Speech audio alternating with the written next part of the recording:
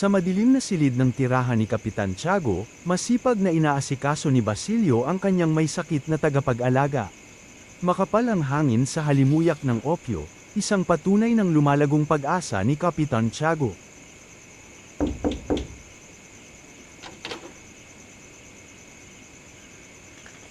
Kamusta siya? Palala ng palala ang kanyang kalagayan.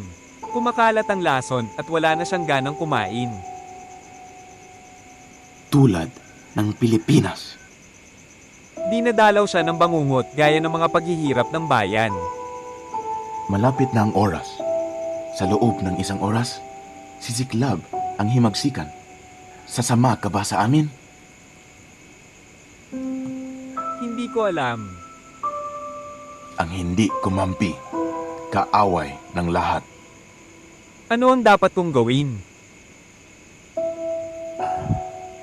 Tulungan mo ang akong salakayin, ang kumbento ng Santa Clara.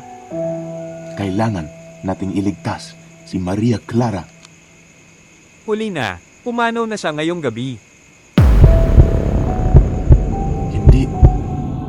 Hindi maaaring totoo. Narito ang sulat ni Padre Salvi. Kumpirmado na.